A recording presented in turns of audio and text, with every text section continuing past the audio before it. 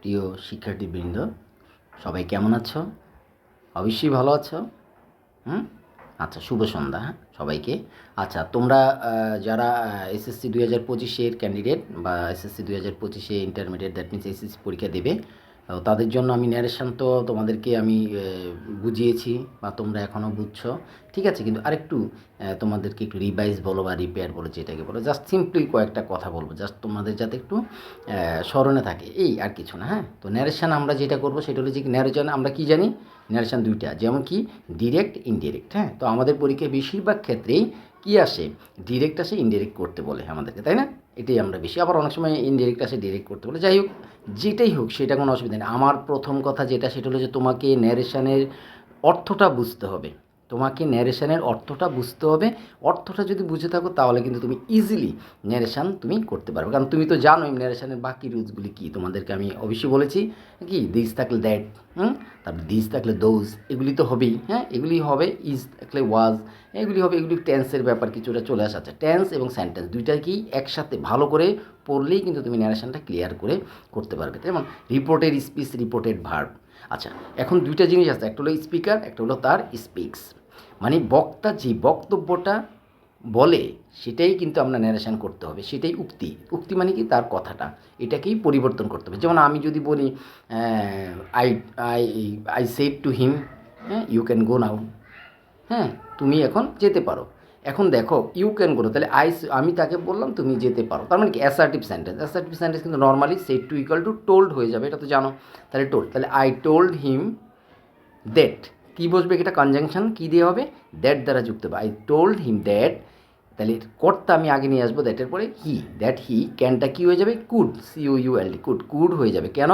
কারণ যেহেতু আমি টোল্ড ফার্স্ট টেন্সে দিয়েছি এখানে ফার্স্ট টেন্স, এখানেও কিন্তু ক্যানটা ফার্স্ট টেন্স হবে। তাহলে I told him that he, ক্যানটা কুড, কুড গো, গোই থাকবে, কুড হয়ে গেলে এরপরে ভার্বটা চেঞ্জ হবে না। তাহলে কুড গো নাও যদি থাকে, কী বলছিলাম একটু আগে, দেন, তাহলে কি নাও ইকুয়াল টু দেন, তাহলে হি কুড গো দেন, বাস শেষ হয়ে গেল। এই যে দেখো, এটা অ্যাসার্টিভ সেন্টেন্স। তারপর তোমার ইন্টারোগেটিভ সেন্টেন্স, যেমন ইন্টারোগেটিভ সেন্টেন্সে কী হবে, ইন্টারোগেটিভ সেন্টেন্স হলো প্রশ্নবোধক। Said to equal to asked হয়ে যাবে, কী হবে, আস্কড। যেমন I said to him what's your name, মানে what's that means what is your name. তাহলে এখানে দেখো সেডটা আস্কড হয়ে যাবে। I asked him what, when, how, তারপরে হুইচ, এগুলি যদি থাকে তাহলে কোনো ইফ বসবে না, কোনো চেঞ্জ হবে না, যা আছে তাই হবে। যেমন আই আস্কড হিম, মানে দ্যাট মিনস আমি কী বলেছিলাম, হোয়াট ইজ ইউর নেম। তাহলে আই আস্কড হিম, আমি তাকে জিজ্ঞাসা করলাম, হোয়াটই থাকবে, হোয়াট, কার নাম, তার নাম, হিজ নেম, হিজ নেম, ইজটা হয়ে যাবে ওয়াজ, হোয়াট হিজ নেম ওয়াজ, তার নামটা কী ছিল, বাস শেষ, ক্লিয়ার।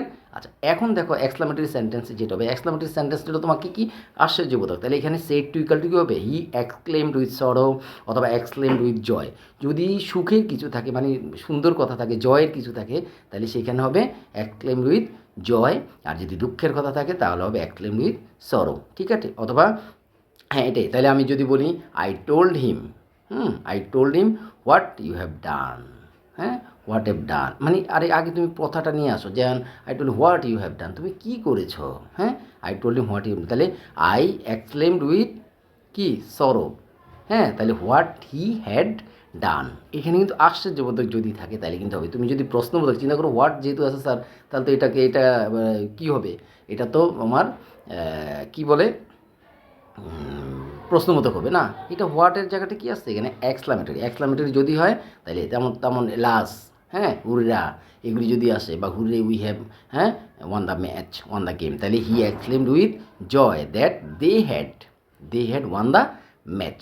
হ্যাঁ, অথবা যদি এলাস থাকে তাহলে হি এক্সক্লেমড উইথ কি, সরো, exclaimed with sorrow what he has done, তাহলে সে কী করেছে, এটা একটা এক্সক্লেমেটরি সরো, এক্সক্লেমেটরি জয়। আরেকটা হলো যে হি সেড টু মি, হ্যাঁ, ইউ ক্যান রিড প্রপারলি, তুমি ভালো করে পড়তে পারো। তাহলে দেখো এখানে যদি এটা আসে তাহলে এটা কি, সে আমাকে সাজেস্ট করলো, তাহলে হি সাজেস্টেড মি, অথবা হি অ্যাডভাইসড মি, অথবা হি সাজেস্ট মি দ্যাট, হ্যাঁ, আই কুড রিড প্রপারলি বা অ্যাটেন্টিভলি, এই যে এই কথাগুলি, তাহলে সে আমাকে সাজেস্ট করে, এগুলি যদি আসে নর্মাল হিসাব, এই কথাগুলি জাস্ট পাল্টিয়ে। এবং আরেকটা জিনিস যেটা বলি সেটা হলো যে তোমাকে ন্যারেশনের প্রথম, যেহেতু প্যাসেজ ন্যারেশন, তোমাকে প্রথম ভাবতে হবে যে তোমাকে আগে ন্যারেশনটা যখন পরীক্ষা আসবে তোমরা প্রথম ন্যারেশনটা পড়ে নিবা। কেন পড়ে নিবা? কারণ পড়লেই তুমি বুঝতে পারবা যে তোমার এখানে কার সাথে কার কথা হচ্ছে, কে বক্তা এবং কে বক্তব্যটা শুনছে, অথবা কার সাথে কার, দুইজন তুমি সাবজেক্ট আর অবজেক্ট খুঁজে নিবে কার সাথে কার কথা হচ্ছে, তাইলেই তোমার কিন্তু ক্লিয়ার হয়ে যাবে।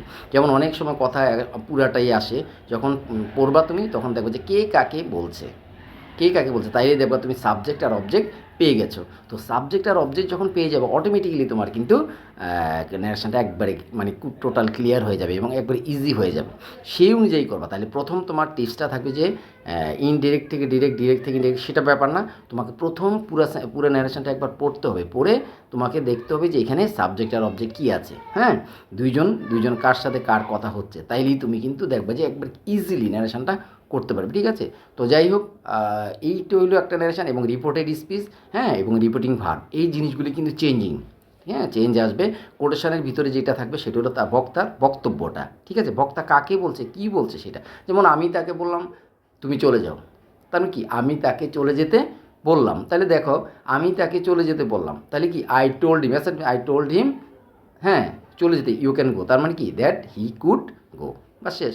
আর এগুলি জানো তোমরা যে নাও থাকলে দেন হবে, দিস থাকলে দোজ হবে, দ্যাট হবে, তারপর দিস থাকলে দোজ হবে, তারপরে কি নাও এগুলি নর্মালি হিসাব তো তোমরা জানো এগুলি। ঠিক আছে? টুডে থাকলে কী হবে, দ্যাট ডে, তারপরে ইয়েস্টারডে, দ্য প্রিভিয়াস ডে, তার tomorrow, the day before, tomorrow, the next day, এরকম কিছু আছে। তো এগুলি তোমরা জানোই ভালো।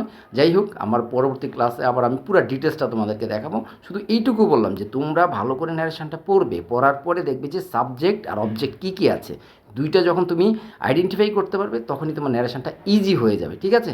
তো এইটা মাথায় রেখে শুধু ন্যারেশনটা করবা। হ্যাঁ, আগে ভালো করে পড়বা, 5 মিনিট একটু পড়ো, পড়ার পরে তুমি দেখবা যে ন্যারেশনটা তোমার কাছে 2বার যদি পড়ো তাহলে আরও ক্লিয়ার হয়ে গেছে। দ্যাট মিনস তুমি সবসময় খেয়াল রাখবা যে ভিতরের যে বক্তার যে বক্তব্যটা, সেখানে কিন্তু টেন্সটা, সেন্টেন্সের মধ্যে যদি কোনো ভার্ব থাকে সেটা কিন্তু পুরো পরিবর্তন হয়ে যাবে। যেহেতু তুমি প্রথম কি পাস্ট টেন্সে করেছো, যেমন টোল্ড পাস্ট টেন্স, এরপর এগুলি সবই পাস্ট টেন্স হয়ে যাবে। এবং আমি তো বললাম তোমাকে যে ডিড যদি থাকে তাহলে কী হবে, হ্যাড প্লাস প্রিন্সিপাল ভার্বের past participle, was equal to been. ঠিক আছে? এই জিনিসগুলো আমি তোমাদেরকে অনেক বুঝিয়েছি। যাই হোক, একটু সামান্য টিপস দিলাম এগুলি, কিন্তু মূল কথা যেটা সেটা হলো যে তোমরা ভালো করে ন্যারেশনটা পড়তে হবে। পড়লেই তারপর তোমরা দেখবা যে দুইটা কী পেয়ে গেছো, তোমরা সাবজেক্ট আর অবজেক্ট পেয়ে গেছো, তাইলেই কিন্তু তোমার ন্যারেশনটা কমপ্লিট হয়ে যাবে। ঠিক আছে? ভালো থেকো সবাই, আবার দেখা হবে। হ্যাঁ, প্রিয় শিক্ষার্থীবৃন্দ, সবাই কেমন আছো? অবশ্যই ভালো আছো। আচ্ছা, শুভ সন্ধ্যা, হ্যাঁ, সবাইকে। আচ্ছা, তোমরা যারা এসএসসি 2025-এর ক্যান্ডিডেট বা এসএসসি 2025-এ ইন্টারমিডিয়েট, দ্যাট মিনস এসএসসি পরীক্ষা দেবে, তাদের জন্য আমি ন্যারেশন তো তোমাদেরকে আমি বুঝিয়েছি বা তোমরা এখনও বুঝছো। ঠিক আছে? কিন্তু আরেকটু তোমাদেরকে একটু রিভাইজ বলো বা রিপেয়ার বলো, যেটাকে বলো, জাস্ট সিম্পলি কয়েকটা কথা বলবো, জাস্ট তোমাদের যাতে একটু স্মরণে থাকে, এই আর কিছু না। হ্যাঁ, তো ন্যারেশন আমরা যেটা করবো সেটা হলো যে ন্যারেশন আমরা কী জানি, ন্যারেশন দুইটা, যেমন কি ডিরেক্ট, ইনডিরেক্ট। হ্যাঁ, তো আমাদের পরীক্ষায় বেশিরভাগ ক্ষেত্রেই কী আসে, ডিরেক্ট আসে, ইনডিরেক্ট করতে বলে আমাদেরকে, তাই না? এটাই আমরা বেশি, আবার অনেক সময় ইনডিরেক্ট আসে, ডিরেক্ট করতে বলে। যাই হোক, যেটাই হোক সেটা কোনো অসুবিধা নেই। আমার প্রথম কথা যেটা সেটা হলো যে তোমাকে ন্যারেশনের অর্থটা বুঝতে হবে, তোমাকে ন্যারেশনের অর্থটা বুঝতে হবে। অর্থটা যদি বুঝে থাকো তাহলে কিন্তু তুমি ইজিলি ন্যারেশন তুমি করতে পারবে। কারণ তুমি তো জানোই ন্যারেশনের বাকি রুলসগুলি কী, তোমাদেরকে আমি অবশ্যই বলেছি। কি, দিস থাকলে দ্যাট, তারপর দিস থাকলে দোজ, এগুলি তো হবেই। হ্যাঁ, এগুলি হবে। ইজ থাকলে ওয়াজ, এগুলি হবে। এগুলি টেন্সের ব্যাপার কিছুটা চলে আসছে। টেন্স এবং সেন্টেন্স দুইটাকেই একসাথে ভালো করে পড়লেই কিন্তু তুমি ন্যারেশনটা ক্লিয়ার করে করতে পারবে। যেমন রিপোর্টেড স্পিচ, রিপোর্টেড ভার্ব। আচ্ছা, এখন দুইটা জিনিস আছে, একটা হলো স্পিকার, একটা হলো তার স্পিক্স। মানে বক্তা যে বক্তব্যটা বলে সেটাই কিন্তু আমরা ন্যারেশন করতে হবে, সেটাই উক্তি। উক্তি মানে কি, তার কথাটা, এটাকেই পরিবর্তন করতে হবে। যেমন আমি যদি বলি I I I said to হিম, হ্যাঁ, ইউ ক্যান গো নাও, হ্যাঁ, তুমি এখন যেতে পারো। এখন দেখো, ইউ ক্যান গো, তাহলে আমি তাকে বললাম তুমি যেতে পারো, তার মানে কি অ্যাসার্টিভ সেন্টেন্স। অ্যাসার্টিভ সেন্টেন্স কিন্তু normally shed to equal two told হয়ে যাবে, এটা তো জানো। তাহলে টোল্ড, তাহলে আই টোল্ড হিম দ্যাট, কী বসবে, এটা কনজাংশন কী দিয়ে হবে, দ্যাট দ্বারা যুক্ত হবে। আই টোল্ড হিম দ্যাট তাহলে কর্তা আমি আগে নিয়ে আসবো দ্যাটের পরে হি, দ্যাট হি, ক্যানটা কী হয়ে যাবে কুড, COULD, কুড হয়ে যাবে। কেন? কারণ যেহেতু আমি টোল্ড ফার্স্ট টেন্সে দিয়েছি এখানে ফার্স্ট টেন্স, এখানেও কিন্তু ক্যানটা ফার্স্ট টেন্স হবে। তাহলে I told him that he, ক্যানটা কুড গো, গোই থাকবে, কুড হয়ে গেলে এরপরে ভার্বটা চেঞ্জ হবে না। তাহলে কুড গো নাও যদি থাকে কী বলছিলাম একটু আগে, দেন, তাহলে কি নাও ইকুয়াল টু দেন, তাহলে হি কুড গো দেন, বাস শেষ হয়ে গেল। এই যে দেখো এটা অ্যাসার্টিভ সেন্টেন্স। তারপর তোমার ইন্টারোগেটিভ সেন্টেন্স, যেমন ইন্টারোগেটিভ সেন্টেন্সে কী হবে, ইন্টারোগেটিভ সেন্টেন্স হলো প্রশ্নবোধক, said to equal to asked হয়ে যাবে। কী হবে, আস্কড। যেমন I said to him what's your name, বাড়ি what's that means what is your name. তাহলে এখানে দেখো সেইডটা আস্কড হয়ে যাবে। I asked him what, when, how, তারপরে হুইচ, এগুলি যদি থাকে তাহলে কোনো ইফ বসবে না, কোনো চেঞ্জ হবে না, যা আছে তাই হবে। যেমন আই আস্কড হিম, মানে দ্যাট মিনস আমি কী বলেছিলাম, হোয়াট ইজ ইউর নেম, তাহলে আই আস্কড হিম, আমি তাকে জিজ্ঞাসা করলাম হোয়াটই থাকবে, হোয়াট কার নাম, তার নাম, হিজ নেম ইজটা হয়ে যাবে ওয়াজ, হোয়াট হিজ নেম ওয়াজ, তার নামটা কী ছিল, বাস শেষ। ক্লিয়ার? আচ্ছা, এখন দেখো এক্সক্লামেটরি সেন্টেন্সে যেটা হবে, এক্সক্লামেটরি সেন্টেন্সটা তোমাকে কি আশ্চর্যবোধক, তাহলে এখানে সেড টু ইকুয়াল টু কী হবে, হি এক্সক্লেমড উইথ সরো অথবা এক্সক্লেমড উইথ জয়। যদি সুখের কিছু থাকে, মানে সুন্দর কথা থাকে, জয়ের কিছু থাকে, তাহলে সেখানে হবে এক্সক্লেমড উইথ জয়, আর যদি দুঃখের কথা থাকে তাহলে হবে এক্সক্লেমড উইথ সরো, ঠিক আছে? অথবা হ্যাঁ এটাই, তাহলে আমি যদি বলি I told him what you have done, হ্যাঁ হোয়াট হ্যাভ ডান, মানে আগে তুমি কথাটা নিয়ে আসো, যেমন I told what you have done, তুমি কী করেছো, হ্যাঁ I told him what you, তাহলে আই এক্সক্লেমড উইথ কি সরো, হ্যাঁ তাহলে হোয়াট হি হ্যাড ডান। এখানে কিন্তু আশ্চর্যবোধক যদি থাকে তাহলে কিন্তু হবে। তুমি যদি প্রশ্নবোধক চিন্তা করো, হোয়াট যেহেতু আছে স্যার, তাহলে তো এটা কী হবে, এটা তো আমার কি বলে